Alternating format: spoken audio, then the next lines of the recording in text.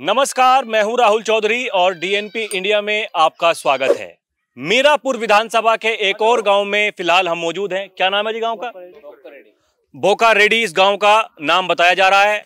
देखिए, मैं यहां से होकर के गुजर रहा था तो कुछ लोग मैंने यहां पर बैठे हुए देखे, तो मैंने सोचा कि क्यों ना इनसे बात की जाए, क्योंकि चुनाव का शोर जोरों पर है और टिकटों को लेकर भी दावेदारी भारी मात्रा में की जा रही है।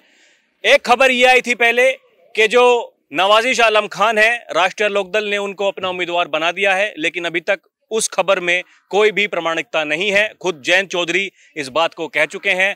हमारे माध्यम से भी उन्होंने ये कहा कि अभी तक कोई औपचारिक घोषणा नहीं हुई है। और जैसा कि मैं पहले ही बता चुका हूं कि बीजेपी ने हर सीट पर अपने 3-3 मंत्रियों को प्रतिनिधि बनाया है। क्षेत्र का भ्रमण करके एक रिपोर्ट तैयार करेंगे, ऊपर भेजेंगे, तब जाकर के पता लगेगा कि किसको सीट दी जाएगी, बीजेपी या फिर आरएलडी को। क्योंकि गठबंधन यहां पर बीजेपी आरएलडी गठबंधन है एनडीए के तहत।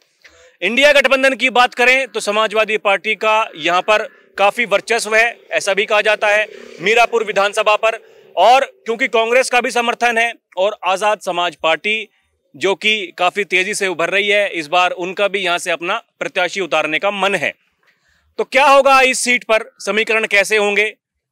पिछली बार जब विधानसभा चुनाव हुआ था 2022 का, तो राष्ट्रीय लोकदल समाजवादी पार्टी के साथ थी, अब राष्ट्रीय लोकदल बीजेपी के साथ में है। तो कुल मिलाकर के रुझान क्या रहेगा, इन्हीं से पूछते हैं और ये जानने की कोशिश करते हैं कि किसका पलड़ा भारी है। आपका नाम क्या जी? इंद्रपाल सिंह। ये बताइए, क्या कहेंगे आप, किस तरीके का माहौल लग रहा है उपचुनाव में रहने वाला? उपचुनाव में जिधर जान रहेंगे उधर जीत होगी, वे समाजवादी के साथ हो चाहे बीजेपी के साथ हो। ऐसा क्यों है? ऐसा ये है, अगर यह सीट आरएलडी की है। हाँ जी, इस वजह से जिधर भी ये रहते हैं उधर ही जीत होती है। आरएलडी अगर अकेली रहेगी तो आरएलडी जीतने की नहीं, इनके साथ कोई से की भी रहेगी तो जीतेगी। यानी कि उम्मीदवार कोई भी हो, कोई फर्क नहीं पड़ता, हिंदू हो मुसलमान हो कोई हो। काफी मोमडन भी बने यहाँ से, हिंदू बने, जोन सा भी रहा है वही जीतता है। जी भाई साहब, आप बताइए, आपका नाम क्या? सचिन कुमार। थोड़ा बगल में आ जाइए।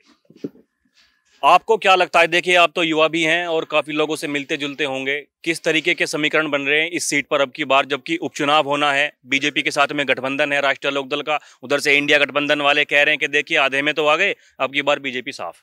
जी भाई साहब, बात ऐसी है कि यहाँ से बढ़ने को कोई दिक्कत नहीं, पर आरएलडी की यह सीट अब से पहले भी देखा हो तो आरएलडी जीतती है यहाँ। ऐसा ही बीजेपी की सीट नहीं है, आरएलडी की सीट है।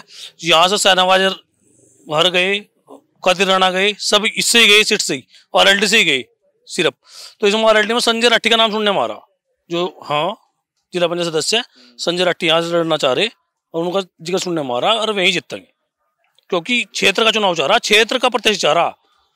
ऐसा नहीं है, दौड़ में तो कई चेहरे हैं, एक वो रामनिवास पाल, उनका भी नाम सामने है, अजीत राठी का भी है जी, और ये जो आपके संजय राठी जी, इनका भी नाम है, कई सारे नाम है दौड़ में। अभी तक दावेदारी की जा रही है, ये कंफर्म नहीं हुआ है कि किसको उम्मीदवार बनाया जाएगा। बीच में एक खबर आई थी कि जो नवाजिश आलम खान को उम्मीदवार, हाँ नवाजिश आलम खान की भी आई थी, पर लेकिन जो यहाँ का दावेदार हो, जो हमारे तरफ हमारे बीच में बैठा का रात दिन साथ खड़ा, उसे वोट देंगे जो सच्चाई हो, क्योंकि बीजेपी से मिलके आरएलडी बीजेपी एक होगी, दोनों एक होगी। इस बात से मतलब नहीं, मतलब वह अपनी सीट से तो बहुत आगे लड़के चले गए या नहीं मानते, पर लेकिन जो हमारे यहाँ का नजदीकी है उसे वोट देंगे, सभी देंगे यार, मैं नहीं सभी देंगे, मोमडन भी देगा, मोमडन भी 110% वोट देगा, क्योंकि आरएलडी से जुड़ा हुआ मोमडन यहाँ का। आरएलडी जिताया अब तक, मोमडन ने जिताया। हाँ, और फिर से वही बात की जा रही है, क्षेत्रीय उम्मीदवार, जो मैं बार बार ये कह रहा हूं कि इस बार ये डिमांड की जा रही है कि भैया जो एरोप्लेन वाला जो प्रत्याशी है वो बिल्कुल भी बर्दाश्त नहीं किया जाएगा, ऐसा इनका कहना है। कुछ और भी लोग मौजूद हैं, अब इनसे बात कर लेते हैं कि ये क्या सोचते हैं। जी आप बताइए, ताऊ जी आपका नाम क्या? संजय कुमार। आप बताइए, क्या कहना चाहेंगे, कैसा आपका मन है, विचार है, रुझान क्या लग रहा? रुझान तो यही है भाई, क्षेत्र का नेता हो कोई, और आरएलडी और बीजेपी ही जीतेगी यहाँ से। विपक्ष का नहीं मान रहे? विपक्ष का नहीं है, नहीं है ना। ये देखिए, ये भी एक कड़वी हकीकत है कि जो बीजेपी आरएलडी गठबंधन होने के बाद जब 2024 का लोकसभा चुनाव हुआ तो जो जीत का अंतर था वो 9,000 पे रुक गया। जब चंदन चौहान जी विधायक बने थे तो 27,000 से ज्यादा वोटों से जीते थे। नहीं, वो तो बात सही है, और कैंडिडेट के ऊपर बात है भाई। एक हिंदू कैंडिडेट आ रहा, एक मियाँ कैंडिडेट आ रहा। अगर इस सीट पर हिंदू कैंडिडेट आवेगा तो जीत निश्चित है।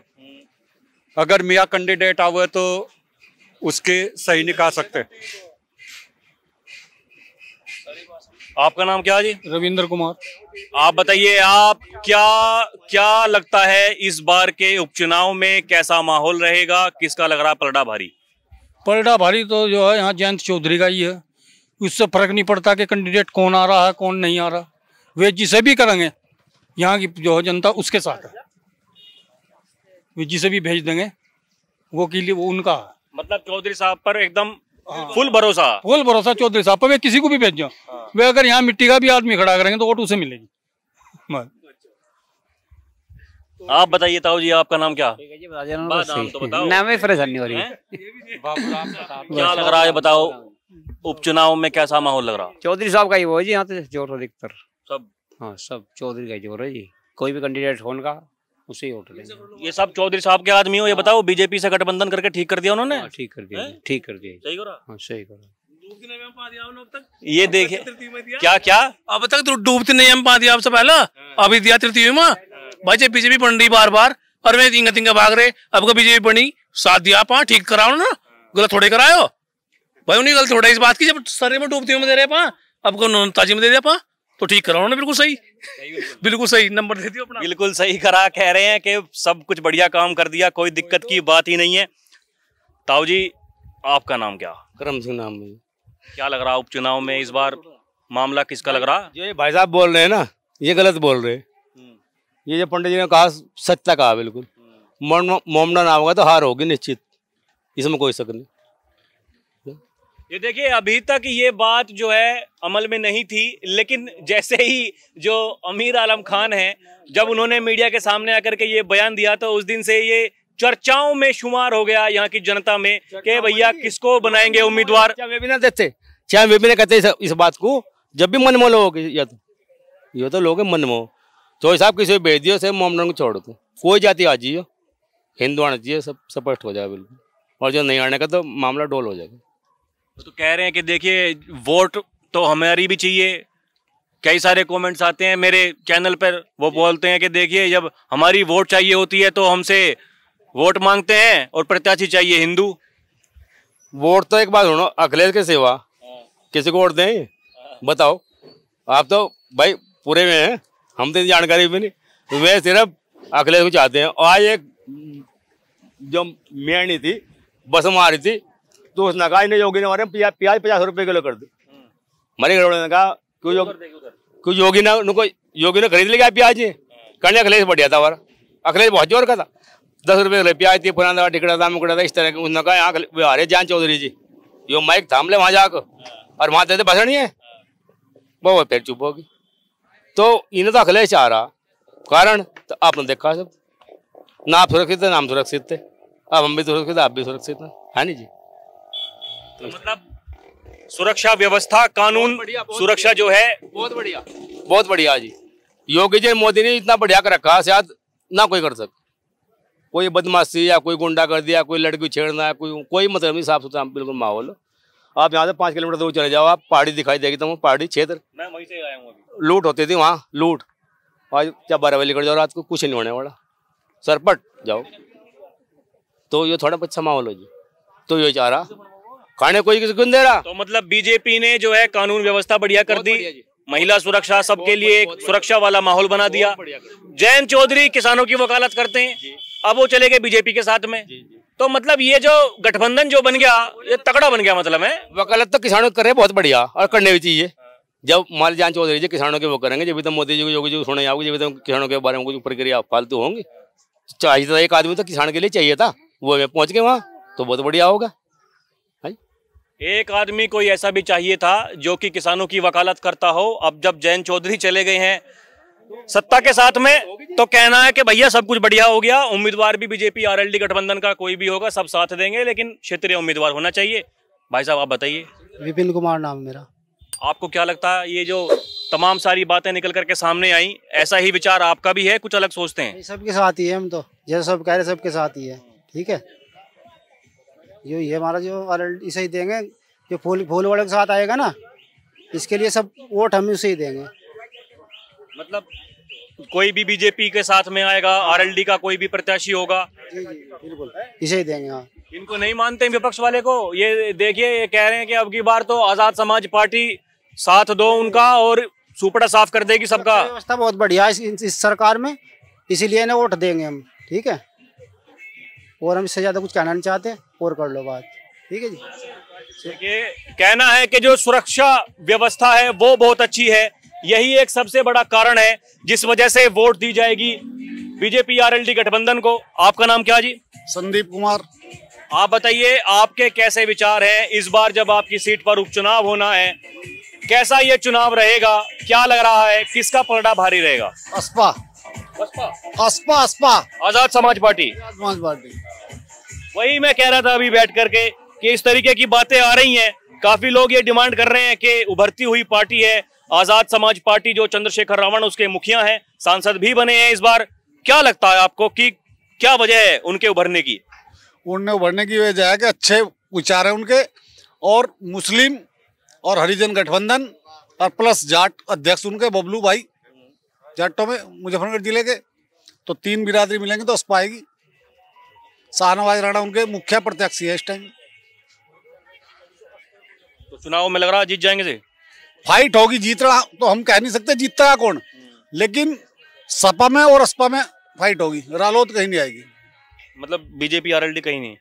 ये साथी तो आपके कह रहे हैं कि भैया एक तरफा माहौल रहेगा। साथी कहो कोई बात नहीं, सबके अपने विचार, लेकिन अस्पा को जो हो रहा होगा वो जीतेगा, आजाद समाज पार्टी को।